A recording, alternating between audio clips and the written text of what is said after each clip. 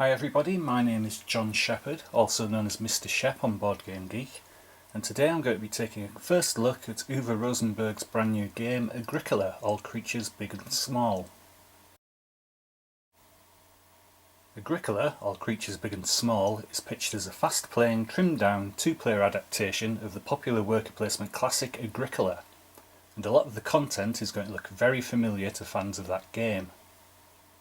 Each player has an individual board representing a small holding on which they're going to build a farm.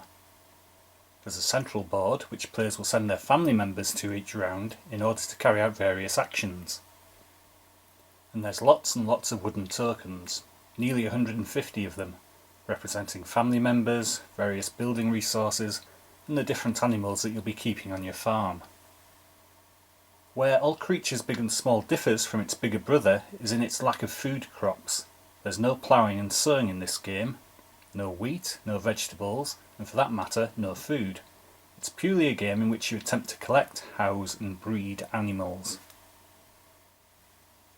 Here's how the game works. At the start of each round there's a refill phase, where new resources get added to the central board. There are spaces which accumulate wood, stone and reeds, and also spaces which accumulate animals. There's a space which accumulates a resource called borders, which I'll discuss in a moment. There are a couple of aspects to the refill phase that will be of interest to existing Agricola players. Firstly, all the spaces that accumulate resources have a distinctive rounded shape. This is a really nice design tweak which makes it very easy to see where you're adding resources each turn. Secondly, some of the spaces introduce a new kind of notation for goods replenishment. For example, this instruction means if the space is empty, add a cow. If there's already a cow present, add a pig. And then keep on adding pigs every round until somebody decides to take the contents of the space. At which point you start over with a cow. It's a subtle but interesting change from the method of replenishment in standard Agricola. Helps to enforce the rarity of certain animals, chiefly the cows and the horses. It introduces some tricky decisions about just how quickly you should make a grab for these particular spaces. This is how the board will look after the first refill. Once the board is filled, the work phase begins, and players take turns to place their workers onto the main board. You can claim the accumulated goods, such as wood or stone, from one of the resource squares.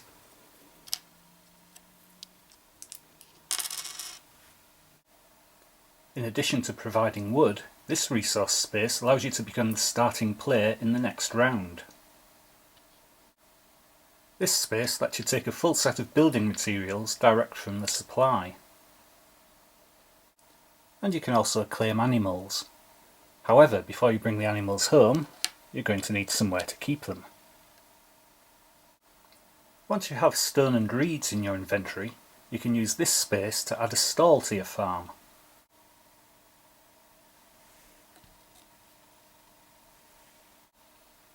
Each stall can house 3 animals.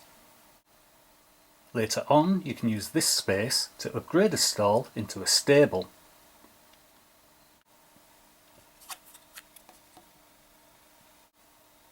A stable can house 5 animals. You can use this space to add wooden fences to your farm. To add fences, you need wood. And you also need a supply of these yellow border markers. Each player starts with 9 borders, but you can add more to your collection as the game progresses. Alternatively, you can use this space to add stone walls to your farm. The stone walls action allows you to place 2 borders for free, and then an additional border for every 2 stone that you spend.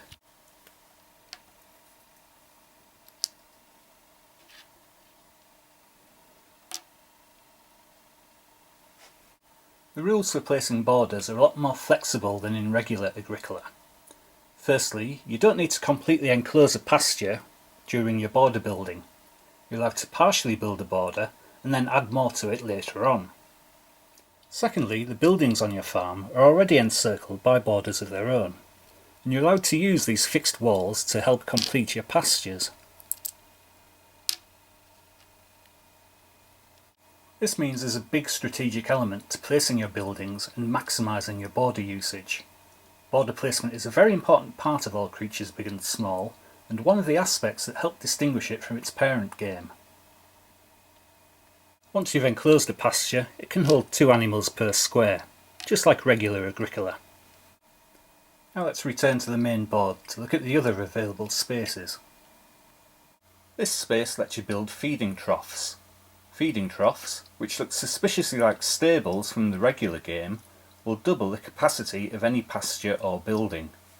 So a stall with a feeding trough will now house 6 animals instead of 3. A pasture with a feeding trough has double the capacity, so can house 4 animals per space instead of 2. And the effect of troughs on pastures is cumulative, so for example, if you manage to place 2 troughs in the same pasture, you can now hold 8 animals per space. Or you can put a trough into an unenclosed space and house a single animal there. If you build on the space later, the trough stays in position and the benefits pass to the new building. So this newly built stall can now house 6 animals. Your buildings can get a bit crowded once you start adding troughs, but there are tokens in the game which represent multiple animals, which help to keep things a bit more manageable. There are 2 more actions left to cover. This space gives you extra border pieces. It accumulates borders at the rate of 1 per round, so you know that when the 8 borders in the general supply have all been fed onto this space, the game is over. In addition, the space grants you a farm expansion. This is an additional board which gives you more land to work on. Finally, these spaces allow you to add a special building to your farm, as long as you can also meet the building's material costs. There are 2 identical spaces for this action, which means the action can be taken twice in the same round. There are 4 different special buildings in the game. The half-timbered house is an upgrade for your starting cottage. It allows you to house 2 animals and grants you 5 bonus points at the end of the game. The open stables is a stable upgrade.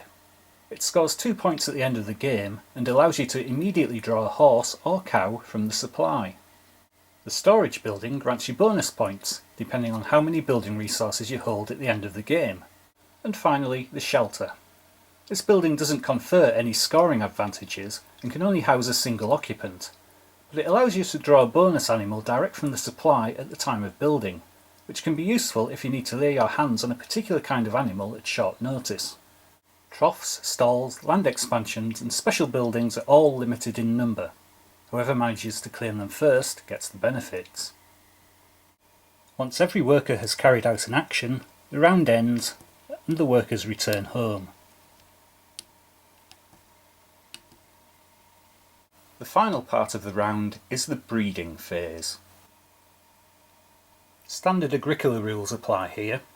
If you have 2 or more animals of the same type, you receive 1 free animal of the same type direct from the supply. However, if you've got nowhere to house the new arrival, it runs away immediately. The game proceeds like this for 8 rounds and then your score is calculated. You get a base score of 1 point for every animal on your farm, and your score is then modified according to a bonus chart for each animal printed on the side of the box. These bonuses reward diversity and give you extra points for collecting the harder to get animals. You also score points for your buildings, and finally there's extra points for each fully utilised expansion board on your farm.